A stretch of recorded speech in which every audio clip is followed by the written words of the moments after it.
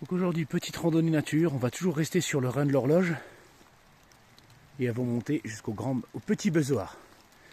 Parce que le grand est réservé pour la nature, on n'a pas le droit d'y aller. On s'est garé à la mine de Gebgot et ça monte sec dès le départ. Par contre, le temps est toujours aussi merdique. Là, je sors le téléphone parce que la pluie s'est un peu calmée. Il pleut toujours, mais il pleut un tout petit peu. Tout à l'heure, on avait une de ces drinches. Et c'est prévu comme ça toute la journée. C'est pas grave. On est bien équipé. Il n'y a pas de mauvais temps. Il n'y a que du mauvais équipement, comme disent les Suédois.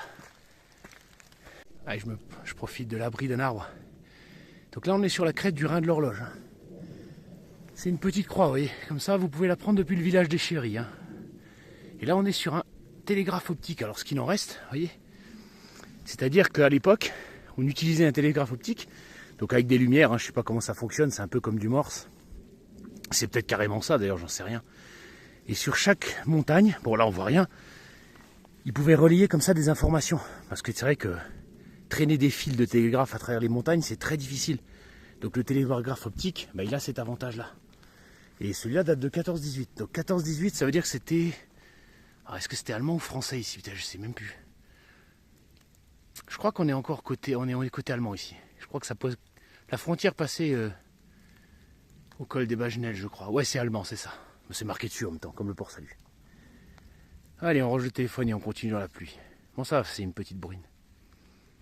Bon, après, c'est chiant qu'il pleuve, mais c'est pas désagréable. Cette brume, c'est beau, ça fait une ambiance celtique. On a l'impression qu'il y a des trolls qui vont sortir. C'est apaisant.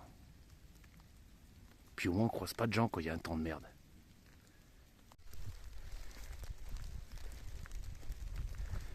Changement d'atmosphère. Forêt de sapins, pleine de mousse, de lichen. Une belle ambiance. Les montagnes sont là-bas derrière, on ne les voit pas dans la brume. Notre objectif. Les premières plaques de neige. Ah, il en reste encore quelques-unes. Et bon, après, c'est vraiment pas top. Avec là, il fait 5-6 degrés, il pleut, ça fait 3 jours. Bon, il reste toujours les grosses névées qui, elles, restent jusqu'à la fin du printemps. Mais c'est sûr que là, pour la couverture de neige, pour le ski, c'est sûr que là, c'est pas top. Allez, ça grimpe. Donc là, vers la droite, il y a la ferme du Haiko. On la voit pas, elle est dans la brume. Avec le sommeil du Haiko, du même nom. Bon, c'est un pâturage, rien d'exceptionnel. Et là-bas, il y a le col des Bagenelles, avec la station des Bagenelles, qui est une toute petite station de ski, mais je me rappelle plus la dernière fois qu'elle a ouverte à cause du manque de neige. Il y en a un petit peu, mais c'est vraiment peau de chagrin. Nous, on va passer par là, on va longer la falaise, et le besoar, il est là-bas. Putain, on n'y voit que dalle. Allez, c'est parti.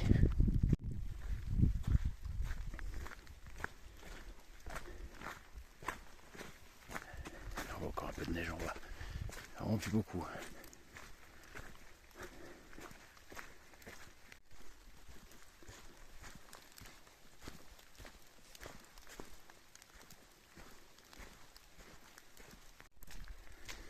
Comment s'appelle ce petit refuge là? Je l'ai encore jamais vu ouvert.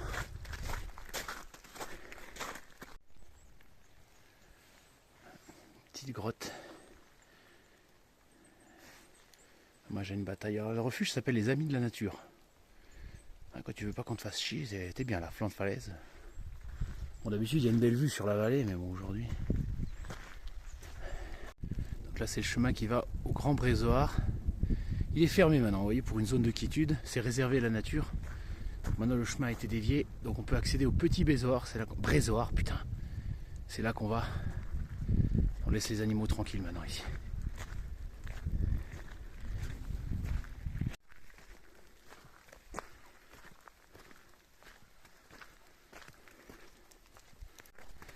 C'est bien, je suis content. Plus on monte, plus il y a de neige, c'est magnifique. Je pensais pas qu'il en resterait encore, vraiment pas beaucoup. Il y en a plus que ce que j'espérais, c'est bien. C'est bien, je suis content.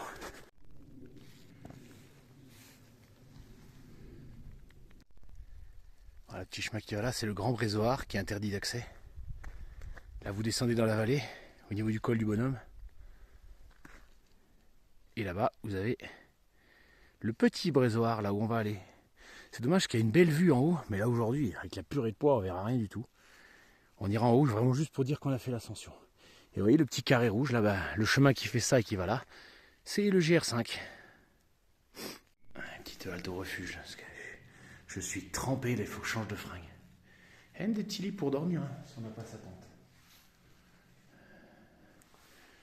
Ah, on est bien au chaud. Allez, on va se changer un peu.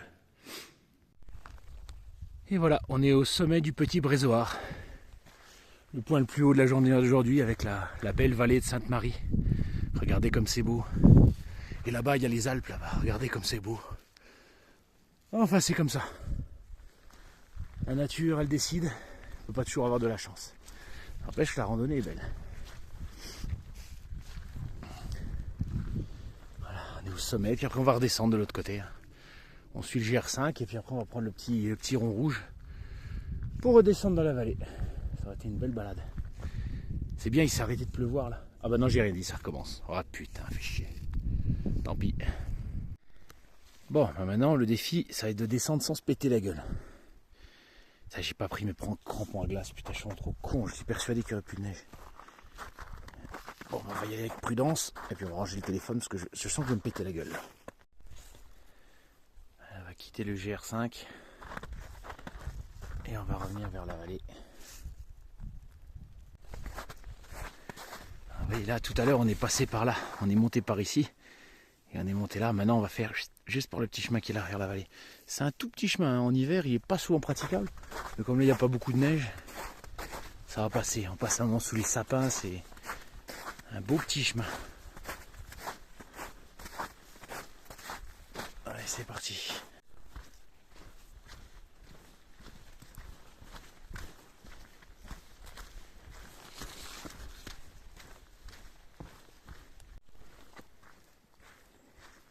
Ça, c'est des chemins que j'adore, ça. Sous les sapins, avec de la mousse partout. C'est magnifique.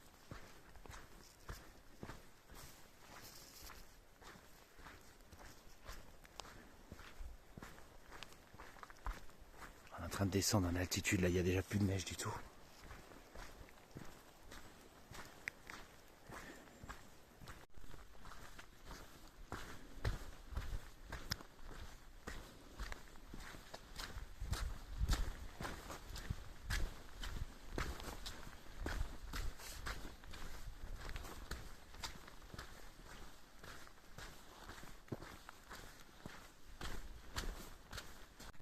De magnifiques cascades de glace. Celle-là, elle est belle, celle-là. Magnifique. Il y a l'auberge du Haiko. Il paraît qu'on y bouffe bien, il y a souvent du monde en été. Je suis jamais allé, donc je ne peux pas vous confirmer. Regardez, là on voit la crête du rein de l'horloge. Donc toutes les mines, elles sont là. Tout ça, c'est truffé de mines. Et nous, on va se rediriger vers la vallée. On est en train de descendre, on est vraiment entre deux vallées. Celle du Brésoir ici, là-bas le rein de l'horloge. C'est un petit sentier vraiment très sauvage. Je vous encourage vraiment à le découvrir.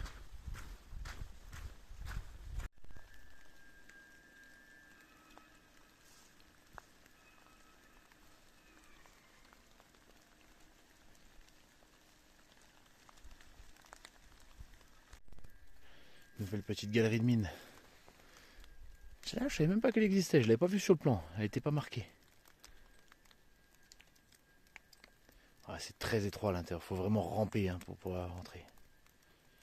Ça devait pas être facile pour les mineurs à l'époque. De pas rigoler tous les jours. Là, on est dans la mine de Gelgot.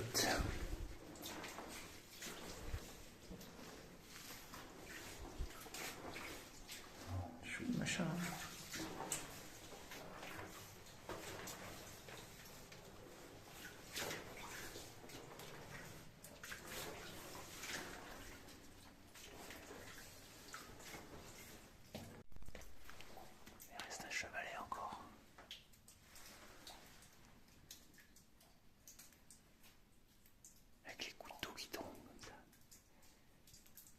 D'être au cœur de la montagne.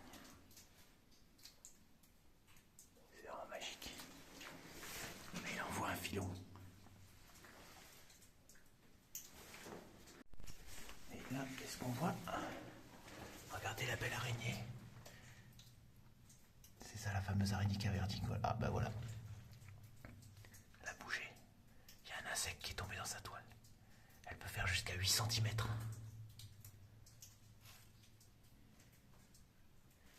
Oh, les anciens trous qui ont été creusés par les mineurs. Allez, on va la laisser déjeuner. Ah, ça y est, elle a chopé un insecte. Allez, on la laisse tranquille.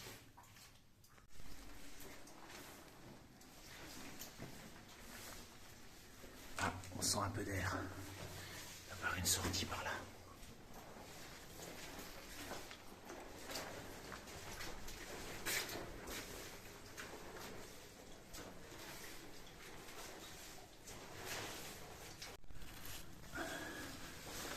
Putain, faut pas y croire.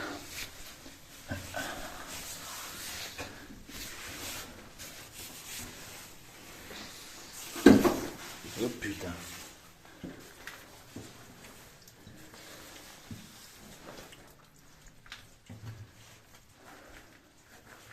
Un petit boyau là, qui va nulle part.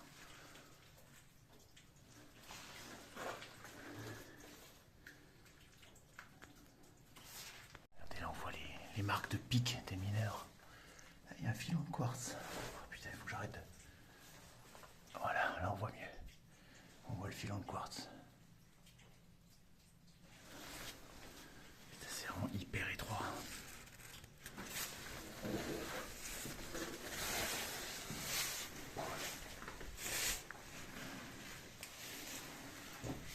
Il s'enfonce au cœur de la montagne. Il y a une corde là qui communique avec un autre boyau. Il y a l'air d'avoir une autre galerie au-dessus.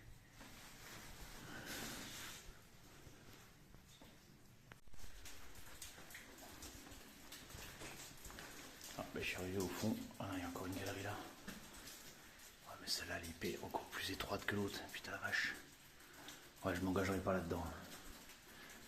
Là, apparemment, il y a un puits. Bon. Là, il n'y a plus rien. Il y en a... Ah, si, il y en a une petite là. Enfin, là, il y en a encore une autre au-dessus. Voilà, faut pas marcher, c'est un trou. Hein. Ouais, on voit là ça. C'est comme une fourmilière. On entend l'eau en dessous. Il va y avoir un ruisseau souterrain.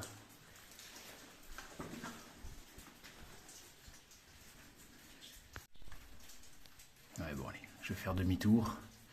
Je vais revenir à l'entrée parce que là ça commence à... Ça va à droite, ça va à gauche. Si je me paume là-dessous, c'est pas une bonne nouvelle. Donc c'est bien. J'ai exploré de façon raisonnable. Je suis content.